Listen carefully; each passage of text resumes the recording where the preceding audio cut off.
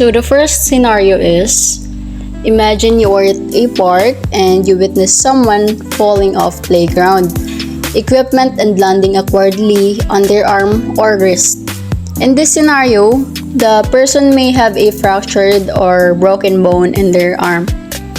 So the first thing we need to do is gather all the materials na pwedeng magamit to immobilize the fractured wrist or arm ni patient.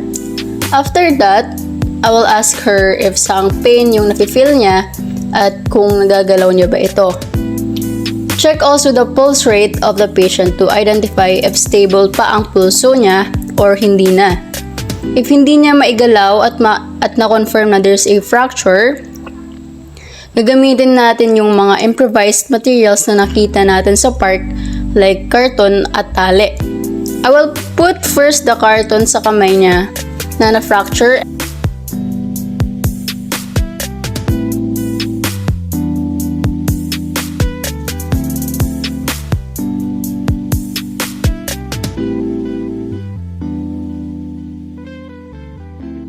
And maglalagay ako ng tali para hindi ito magalaw at nakastay lang ang arm niya sa isang pwesto.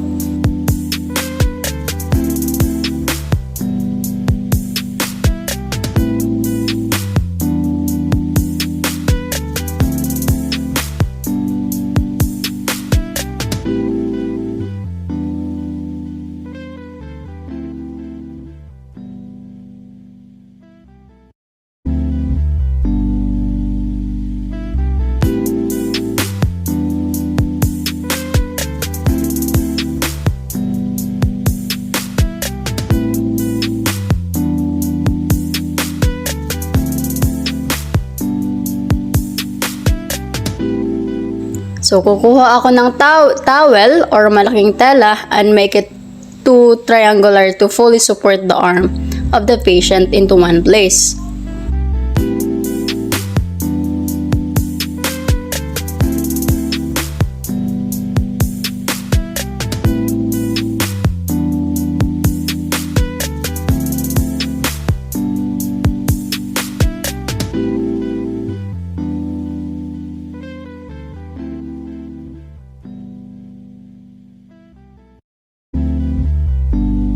After that, call 911 para maidala sa hospital and to run some tests like x-ray para ma-identify if gaano kalala yung fracture na nangyari. So the second scenario is, suppose you are hiking with a friend and they suddenly twist their ankle while navigating rough terrain. So, ano yung gagawin natin dito? Ang gagawin natin dito ay same lang. Since we are outside the hospital and walang dalang first aid kit, we need to gather materials na pwedeng makita around the area kung saan nag-hiking tulad ng kahoy at tela.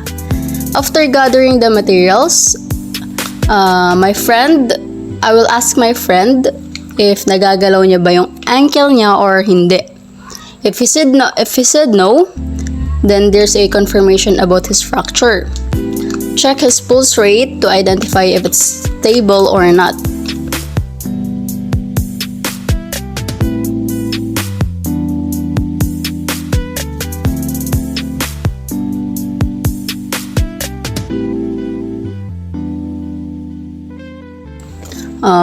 Kunin yung kahoy na nakuha and ilagay sa magkabilang side ng binti hanggang sa kanyang ankle. Pagkatapos, itali ng maayos gamit ang mga tela o panyo na available. This is to stay his legs and ankle in one position at para hindi mag-move at hindi magalaw ang mga ito.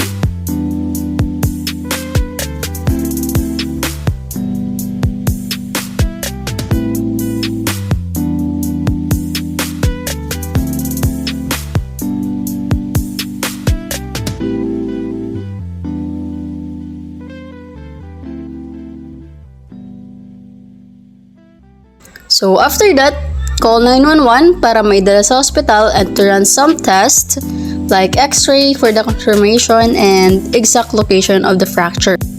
The last scenario is, consider a scenario where someone is working with sharp tools and accidentally cuts their hand, resulting in a deep laceration. So let's assume na may blood because of deep laceration. There's a possibility na magkaroon ng blood loss. So ang dapat natin gawin is to find cloth or towel. Kailangan malinis. Press the area kung saan may bleeding. And this is to at least stop the flow of the blood palabas and to prevent so much loss. While putting some pressure sa may sugat, talian ng tali or ng iba pang towel to support the area of bleeding.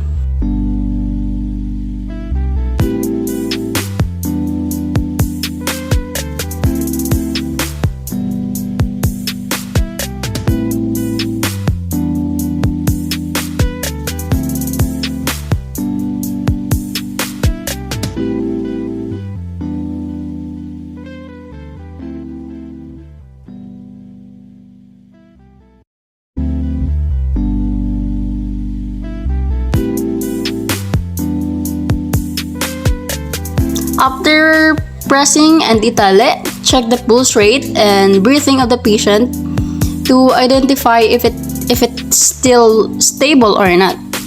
Then immediately call 911 para agad maagapan dahil may possibility na magkaroon din ng infection si patient.